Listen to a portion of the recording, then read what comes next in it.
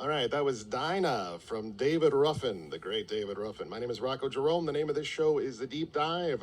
It's on LRS102.com. Thanks you so much for tuning in. I've been playing songs from the fantastic, the Fabulous Courettes, a duo that makes me feel like I'm 15 again. The first time I heard Link Ray is similar to the way that I feel about the Courettes.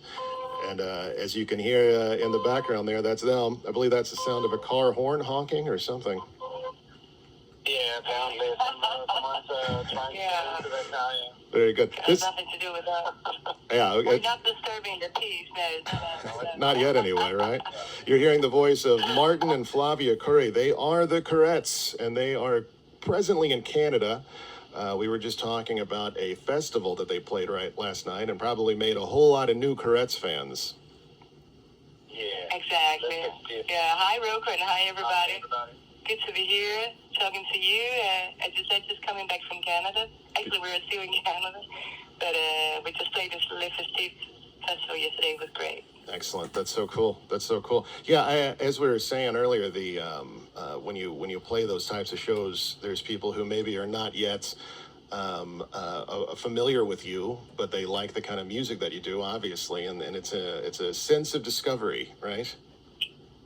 Exactly. A festival is always a way to, introduce your music to a whole new audience, and also sometimes like different ages.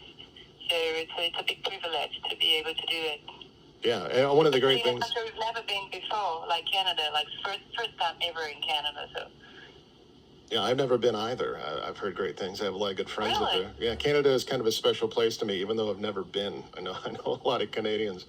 But that's fantastic. That's really fantastic. And, the thing about you guys is there's millions of people on Earth who will love the Courettes, but they just haven't heard you yet, So every time you play someplace or, a new thing comes out and it comes out, like by the time I heard about you guys, you'd already been around for a few years and I had a lot of time to make up for, Yeah. Exactly. Yeah. Which is always... We think about what we have to... Oh, go ahead.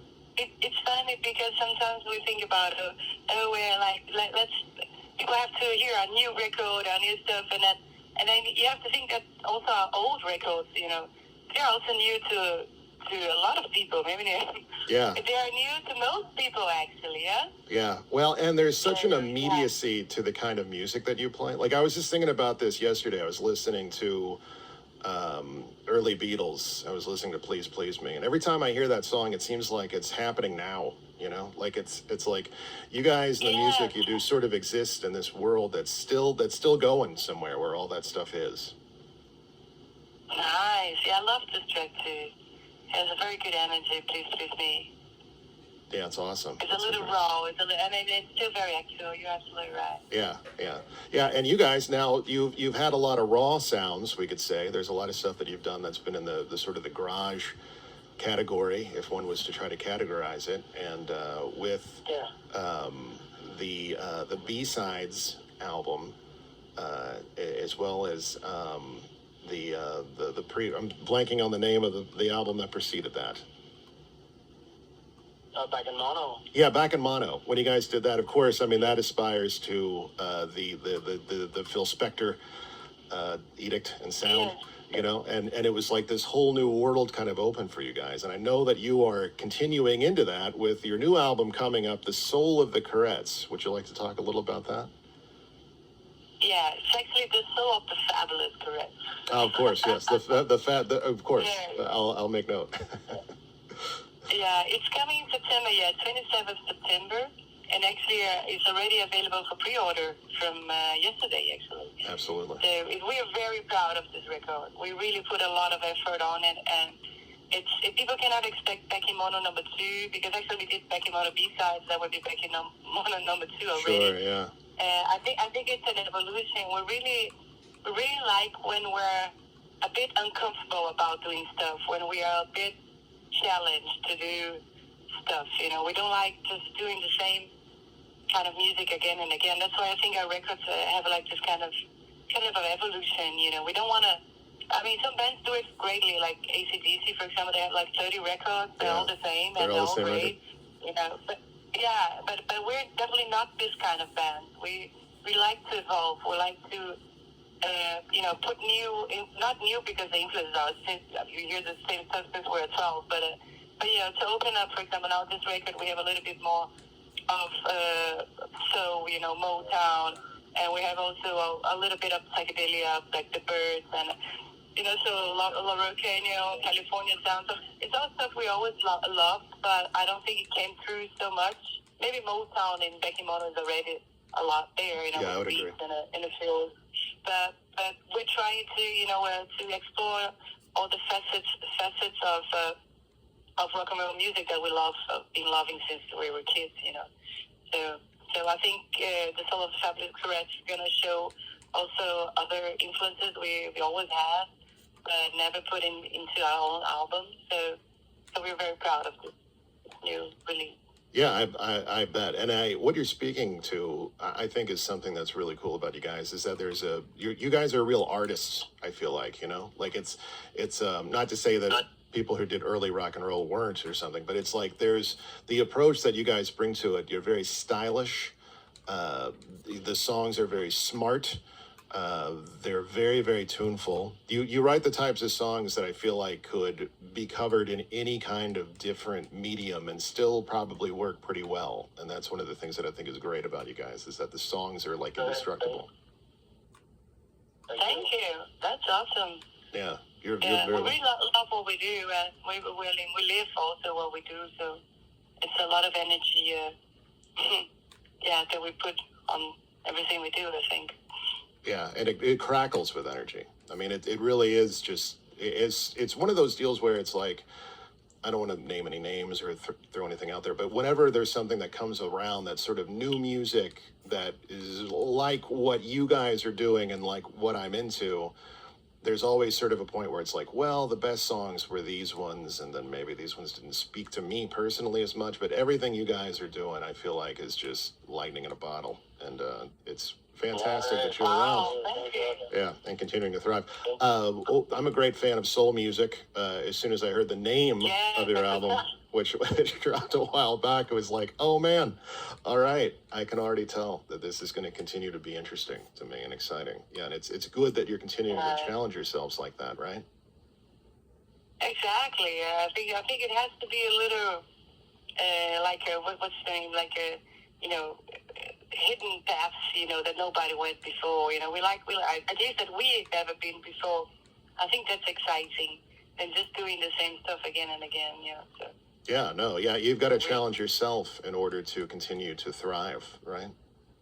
Exactly. If people like it, great. If they don't like it, it's also great. Because we do basically for us, and it's super cool that people like you and people also like what we do. This is awesome. Yeah, no, but we're not doing it to please anyone. So I think also it takes a lot of courage to do what we do with the albums. Presenting something new. Because maybe some very square garage heads are gonna say, well, it's different from the first record. Right. Yeah. Great. For us, it's great that it's different. It's great to evolve. No, I agree. Yeah, and it's one of those things too, where, and this also harkens back to being, like a young person into music, like I was when I first started to really get into this kind of rock and roll, or like what you were sort of doing at first, at least. It's challenging, right? Like if there's some things that maybe somebody doesn't. They're used to you and they like what you do, and then maybe they don't dig it on the first go around. Maybe if they give it a few more listens, right? I mean, I always think about you guys have probably seen that clip of American Bandstand where they play Strawberry Fields Forever. They have like a film of it that they watch, and then Dick Clark asked the kids up in the stands, like, what did you think of that? And the kids with buzz cuts are like, they ruined it. Like a girl in a poodle skirt. It's like, they're not cute anymore. But then there's like a guy with hair over his ears, and he was activated by it. He was like, no, I think it's awesome. And within 2 years, everybody had that haircut, Exactly. And we just saw also this, we were just seeing this Brian Wilson documentary, how also they were so much ahead of their time. It's amazing to think about album like Pet Sounds, how the courage that took for them to put out something like this, the audacious, the audacity of doing something like that. That's us, isn't it? Yeah. It's maybe a little corny for me to say this, but it's like Shakespeare, to thine own self be true, right? Sorry, come again? To your own self be true. Yeah. You know, Exactly. if you're not making music that's interesting to yourself, you're not going to want to be as energetic about it. So we're going to play the tune Shake. I was very fired up when this came out. And also, you might recall, you played this tune in Louisville last time. And that was the first time I got to hear it. Yes. One of the very first times. It was. Yeah. And that was quite a gift to me because I know all your songs. I'm embarrassed that I didn't remember the name of Back in Mono. But to be able to hear a new song that I hadn't heard yet in that venue, in that show, was very exciting to me. So this one will always be very fond to me. What would you guys like to say about the tune Shake?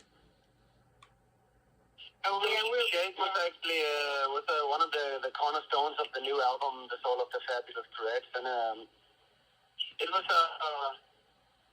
like one of the first ideas of what we wanted to do, because we wanted to do this Phil Spector Wall of Sound, but we wanted to evolve into the Motown, put more soul in it, and also lyrically wise, it was much more personal for especially Flavia, who writes the lyrics, and but Shake was like the first single we put out, and we thought it was going to be like a good transition to also present a new sound.